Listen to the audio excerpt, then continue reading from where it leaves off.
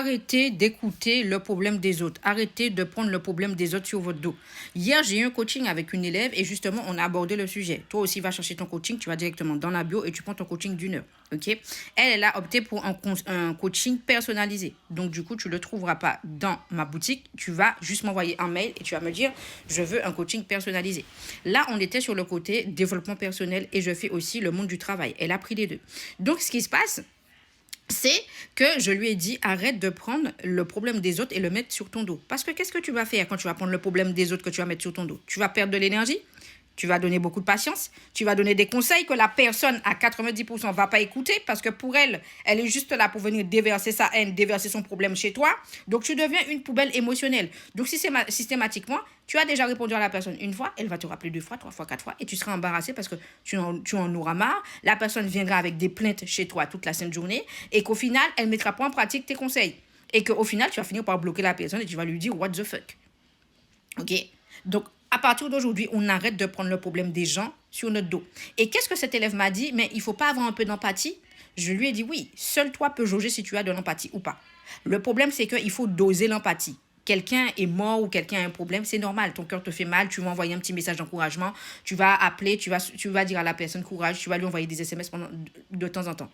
Mais si tu laisses la personne prendre le grappin sur toi, toutes les mauvaises ondes de la personne, ces mauvaises énergies, elle va le déposer chez toi et toi, tu seras vide. Attention avec vos histoires d'empathie. Je ne vous dis pas de ne pas être empathique. Je vous dis de doser. OK? Je suis coach dans le monde du travail. Si tu souffres dans le monde du travail, tu as besoin d'astuces, tu as besoin de stratégies, tu as besoin de sortir de cette ambiance toxique, tu as besoin de replacer ton image, ton profil. Et tu vas arrêter de souffrir avec des gens au travail. Tu viens directement dans la bio et tu prends tes 1 heure de coaching ou si tu veux vraiment un truc, un suivi personnalisé, tu m'envoies un mail. Tout est dans la bio. Arrêtez d'attendre, arrêtez de croire que les choses vont changer. Merde ne va se changer.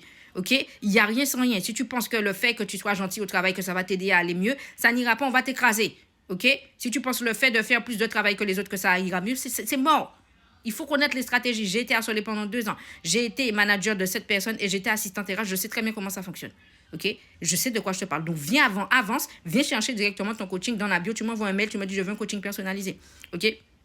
Je marque le point sur le fait qu'il n'y a rien de gratuit ici. Je ne suis pas à votre disposition et vous n'êtes pas à ma disposition. Donc, quand vous venez, vous avez un minimum d'oseille. OK? Je ne vais pas vous donner des stratégies à perdre des mois et des semaines avec vous pour que vous puissiez être transformé sous prétexte que la gentillesse fait tout. La gentillesse, je ne la mange pas dans mon assiette. OK?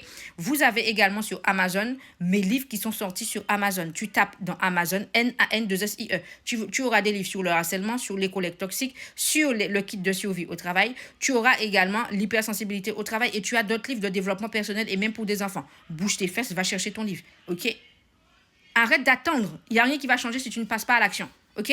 Je te laisse t'abonner, liker, partager et mettre en favori. Tu as YouTube, TikTok et Instagram. C'est Nancy, N-A-N-2-S-I-E. Tu passes à l'action, s'il te plaît. Merci.